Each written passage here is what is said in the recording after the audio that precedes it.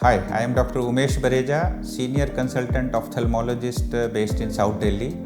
आज इस वीडियो में मैं एक इम्पॉर्टेंट आई कंडीशन के बारे में डिस्कस करने वाला हूँ। इसको बोलते हैं स्क्विंट या भेंगापन। स्क्विंट या भेंगापन का मतलब है कि हमारी आँख जो है एक तरफ घूम जाती है, स्ट्रेट नहीं होती है। जब हम किसी चीज़ को देखते हैं तो हमारी आईज़ नॉर्मली बिल्कुल स्ट्रेट या पैरेलल होती हैं। स्क्विंट के केसेस में ये ऊपर नीचे बाएं दाएं घूम सकती हैं। अब ये जो स्क्विंट या भेंगापन है, या तो ये बचपन में हो सकता है या बाद में भी हो सकता है।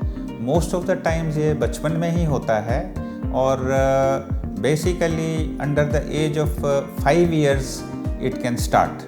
कई बार बच्चों में कोई लंबी बीमारी या कोई चोट लगने के बाद भी ये स्क्विंट हो सकता है। और सबसे ज़रूरी बात ये स्क्विंट के केस में होती है, प्यूपिल डायलेट करके हमको देखना होता है कि आई साइट वीक तो नहीं है। कई बार अगर आई साइट को चश्मे से करेक्ट कर दिया जाए तो स्क्विंट ठीक हो जाता है। तो दूसरा स्क्विंट जो एडल्ट लाइफ में होता है वो या तो किसी चोट लगने के कारण होता है या कोई ब्रेन का कोई प्रॉब्लम है। तो इन केसेस में कई बार स्पेशल टेस्ट लाइक MRI की ज़रूरत होती है। और जो बाद में स्क्विंट डेवलप होता है एडल्ट लाइफ में, इसमें लोगों को चीज़ें डबल दिखाई देती हैं या डबल विजन जिसको बोलते हैं। सो ये दो तरह के स्क्विंट हैं। अब जहाँ तक डायग्नोसिस का सवाल है, डायग्नोसिस स्ट्रेट फॉरवर्ड होता है। अगर हम टॉर्च लाइट किसी पेशेंट में मारते हैं तो आईज पैरेलल नहीं होती हैं, एक आई जो है वो ऊपर नीचे बाएं दाएं घूमी होती है। इसको डिटेल में असेस करने के लिए कुछ स्पेशल टेस्ट होते हैं जिससे पता लगता है कि फ्यूचर प्रोग्नोसिस क्या है। जहाँ तक ट्रीटमेंट का सवाल है, जो स्क्विंट बचपन में होता है, जैसा कि मैंने पहले भी बोला है, सबसे ज़रूरी चीज़ उसमें ये है कि देखा जाए आई साइट तो वीक नहीं है। उसमें प्यूपिल डायलेट करके हम देखते हैं कि आई साइट के अलावा कोई रेटिना की प्रॉब्लम, कोई कैटरेक्ट वगैरह ऐसी चीज़ तो नहीं है जिसके कारण स्क्विंट हो रहा है। और एडल्ट लाइफ में जैसे मैंने बोला है, स्पेशल टेस्ट से पता लग जाता है कि ये क्यों हुआ है।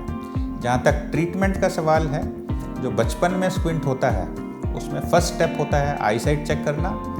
कई बार चश्मा देने से ही स्क्विंट आपका करेक्ट हो जाता है, और अगर वो करेक्ट नहीं होता है तो सर्जरी की ज़रूरत पड़ सकती है। अब सर्जरी का टाइमिंग भी जो है वो फिक्स नहीं है।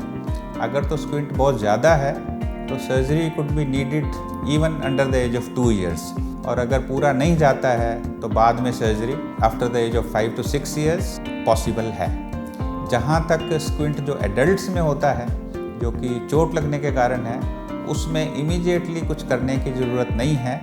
उसको ऑब्ज़र्व करते हैं, और अगर 6 या 9 महीने या मे बी 12 महीने तक कोई इम्प्रूवमेंट नहीं होती है तो उसमें सर्जरी सजेस्टेड होती है।